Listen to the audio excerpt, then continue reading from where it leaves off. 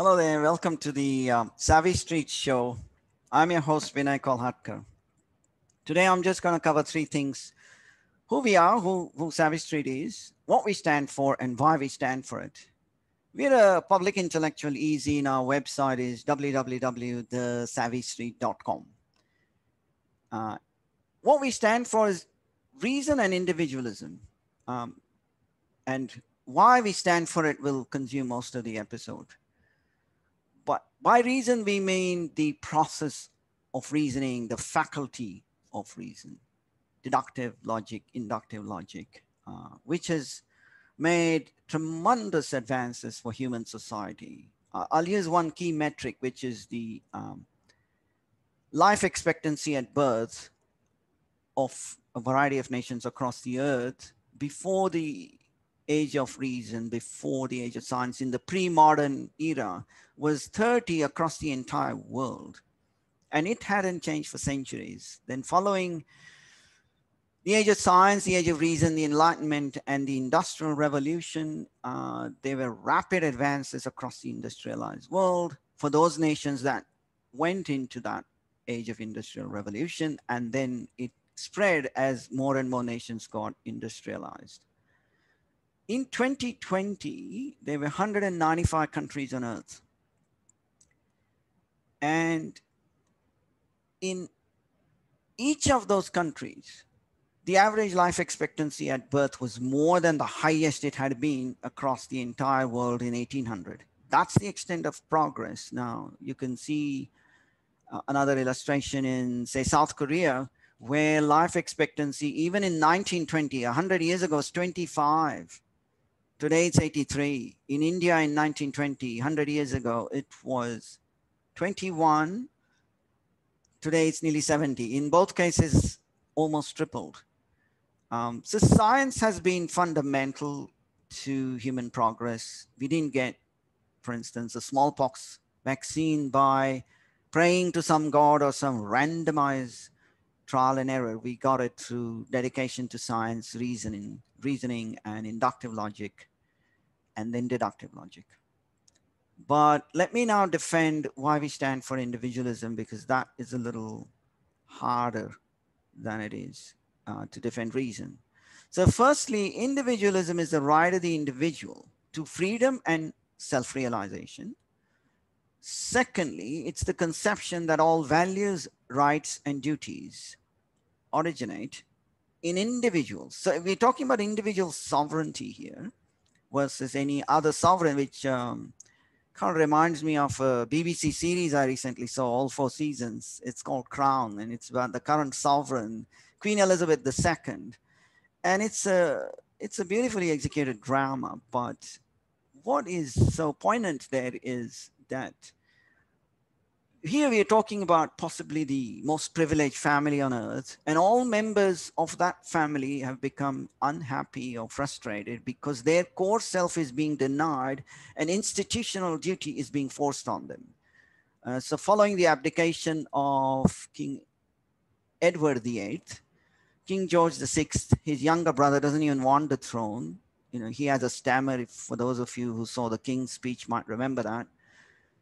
But he feels that it is his duty to take the throne.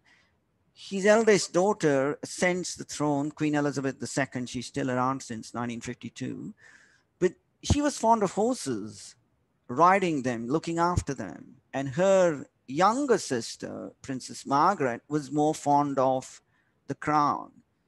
Neither of them got what they wanted.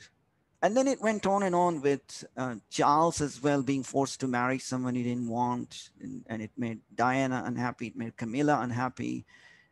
Prince Philip, who's Elizabeth's husband, wanted to stay in the Navy. He couldn't because of these institutional duties. So there is something to be said about a denial of core self that leaves us dissatisfied, unhappy, even when we belong to the most privileged family on earth. And so we got to then investigate why individual sovereignty is important. And I'm going to do that from both a theoretical and an empirical perspective. So for the theoretical perspective, let me lay down the kind of briefly a meta-ethical foundation for who we are as human beings. Firstly, we have evolved from the great apes, and we have something like 86 billion neurons in our brain. We have a brain size that's 3 times as large as our great ape cousins. We have short-term and long-term free will. In short term, I mean you can control your impulses. By long term, I mean we have neuroplasticity in our brain, so we can use our thoughts to rewire the brain. So if you acquire a habit of staying calm, you mightn't get the impulse that you wish to control in the first place. An impulse at anger or lashing out at someone mightn't arise in the first place if you have habituated yourself by rewiring your brain with your mental processes. I'm going to quote a neurologist here. His name is John Jacques Ashkenazi, an Israeli neurologist from Tel Aviv University. He says the nervous system essentially is a two-way street. So he says it's a common experience and has been observed scientifically that the nervous system changes continuously, following internal and external events as well as thoughts, imaginations, and dreams. Such changes are followed by changes in memory and content of consciousness. So there is a physiological change has been observed in patients who've had strokes. They've been able to sometimes recover certain functions that they had lost. And so our mind basically can affect our brain. And in that we stand quite distinct from the rest of the animal kingdom. But what we share with the animal kingdom is a range of biological needs.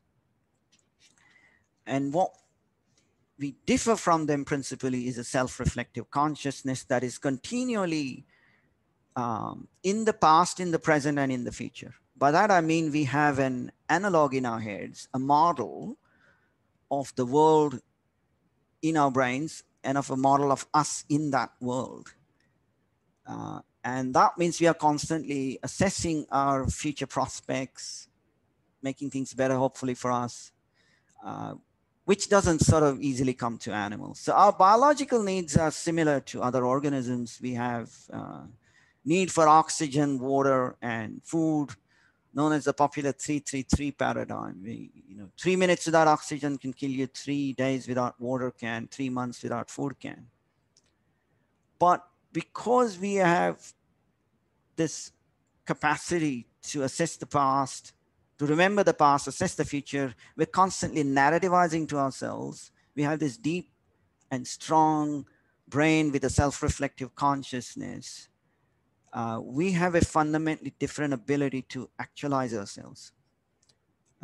The phrase self-actualization was first coined by Kurt Goldstein, a neurologist, in 1934. He coined the term, and he thought that all organisms, plants, animals, human beings, have an intrinsic drive. This concept goes back to Aristotle. Intrinsic drive to self-actualize. So lion cubs play, and when they play, they're acquiring skills at hunting, which will make them good hunters in the future. Fawn would run because they enjoy running, but as deer, they need to run fast. That's their survival mode to get away from predators. Well, what is the unique sort of self-actualization capacity for human beings? And there isn't one that is unique, but we still need to actualize our potential. So to use a definition of self-actualization, I'm going to use this.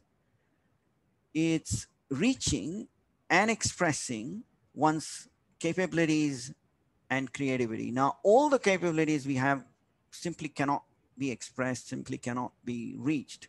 So in our own self-actualization, we have to make significant choices all the time about, are we going to actualize our capacity as a parent and be a good parent to 7 children? Or are we going to have more friendships, create a business? There's simply not enough time to do everything. There is time to do a few more things than just one. I would posit that because of who we are in terms of our brains, large brain, self-conscious, self-reflectively conscious, talking to ourselves, uh, we have evolved to have a lot of psychological needs. I'm going to posit we have 10 interrelated psychological needs. The very first of which is, I call it reality orientation. There was a myth prevalent in the 20th century that insane people are happy because, in their analog of the world and in their inside the world inside their heads, all their wishes are fulfilled, all their values are accomplished. But that turned out to be a myth. But posit for an instance, let's hypothesize that we can become insane by choice, and that would make us tremendously happy. The human race would become extinct very quickly. If lion cubs or lionesses who are hunting were not oriented towards reality, if they imagined prey which wasn't there, they would become extinct, and they would die. Their cubs would become, they die as well. The species would become extinct.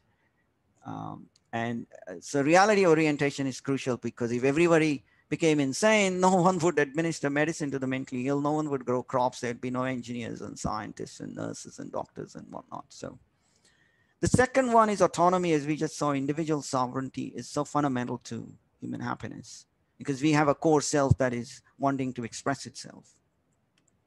The third one's a funny one. It's we get a lot of pleasure from acquired competences and from exercising those acquired competences. But there is a difference. I mean, um, let's say, for instance, you acquire the competence, a competence at playing chess, and then you find yourself enjoying playing chess as you get better and better at it.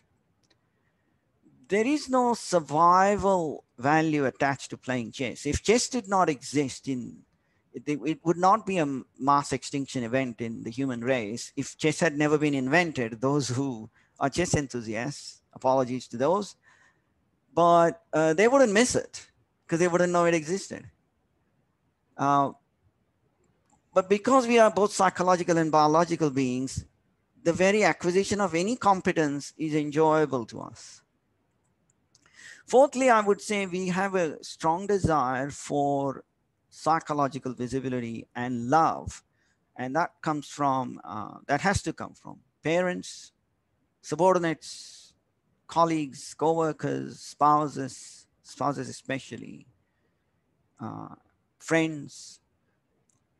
There's a dialogue in that Crown which is between Prince Charles and Princess Anne, and Charles is complaining that he's squashed, his inner soul is being squashed, and she says, but I'm not even visible. If you are parents of children, plural, don't use the word the kids will enjoy it. Take all their names as they are, because otherwise it collectivizes them. The kids will enjoy, and they're losing their psychological visibility. It's not the kids will enjoy. Jack and Jill and John will enjoy a evening at the beach, and because it's Jill's birthday, let's go to her favorite spot. It's very different than let's go to the beach, because the kids will enjoy it. The next in my list, I said I'm going to list 10 psychological needs, is the propensity to create a genetic legacy. That's an evolved biological need, but it does manifest as a psychological need as well, because through sort of love and sex and all the matchmaking games that go on.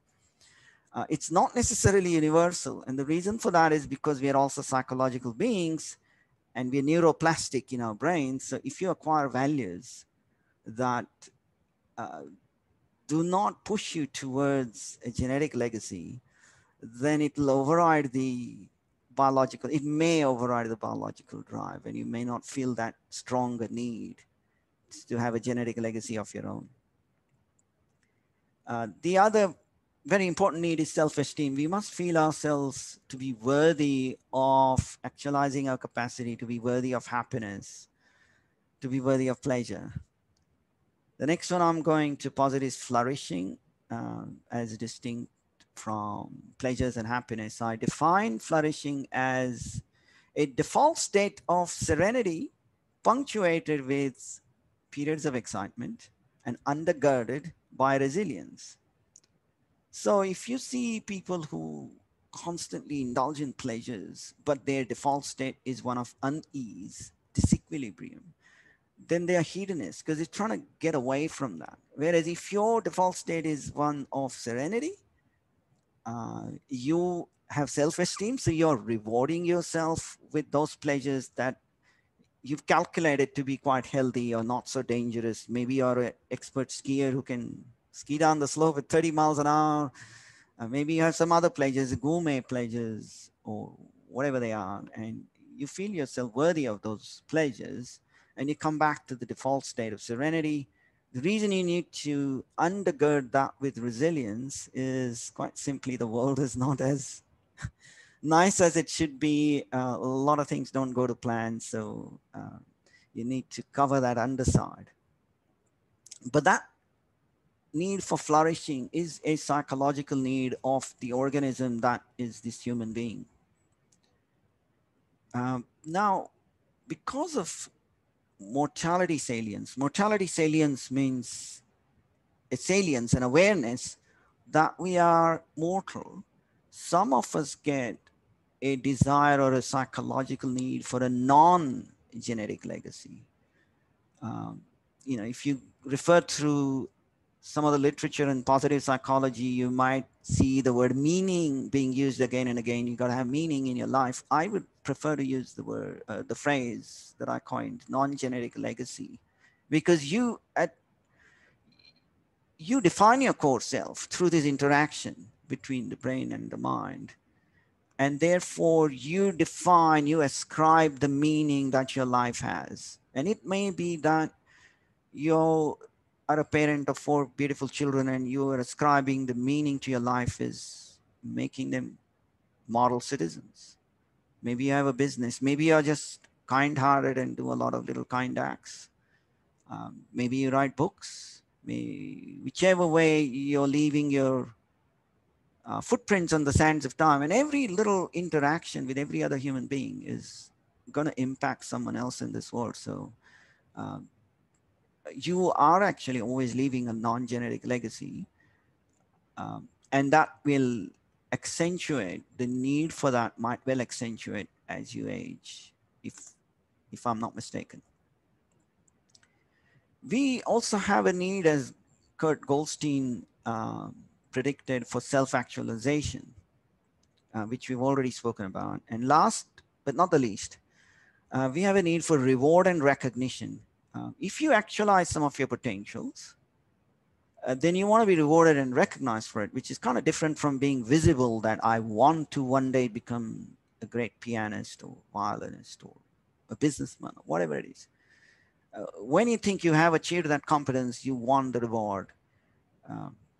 But if you look through the literature of positive psychology, you get kind of slightly different opinions on this in terms of the number of needs. Martin Seligman says there are 5. Edward D.C. and Richard Ryan say there are only 3. Autonomy, which is fundamental, which is first. So individual sovereignty never loses its pride of place. The second one is what they call relatedness, which is kind of subsuming what I said about love and visibility, although it doesn't subsume reward and recognition. It doesn't go across that. And then they also say competences, the acquisition and practice of competences is a core psychological need. But the reason I quoted them was because they've done an extensive amount of empirical studies. And I want to use one of their quotes actually here. Here's the quote. DC and Ryan reported that by 2008, across hundreds of studies, there was a clear finding. People whose basic psychological needs for autonomy, competence, and relatedness are more satisfied, experience greater wellness and thriving. And the pattern turns out to be reliable across ages, genders, and cultures. Now, they also noticed a large weekend effect when people are more able to be self-directed and do whatever they want to do. They're significantly more happier than the Monday to Friday. Then in case workplace. They're not happy with their job. Let me give you another quote now. It's an empirical psychologist by the name of Carol Riff, RYFF.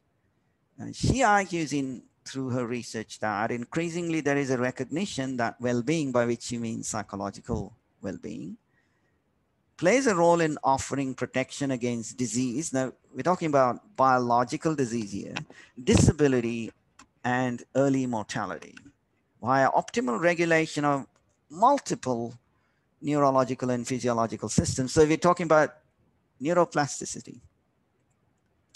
In support of this perspective, Carol Riff continues, there is emerging evidence that psychological well-being promotes biological good health. Psychology and biology are not at loggerheads with each other. We are beings of both psychological needs and biological needs. So we have to meet our biological needs, but meeting psychological needs enhances our survival, longevity, and happiness. So in a nutshell, that is why we stand for individualism. And I'd have to make a fairly detailed written case for this. I would call it a kind of a scientific liberalism, or a scientific case for classical liberalism. But for today, this is who we are, and what we stand for: reason and individualism. We are a public intellectualism. I've explained what Savvy Street stands for. It's that virtual street where you go to become savvy in the sense of astute, discerning, knowledgeable, and clever. We stand for reason and individualism, and we've just been through quickly why those two values are paramount to individual human beings. Thank you for listening. In some future episodes, I will have a guest. Most of them we would. So see you next time. Bye for now.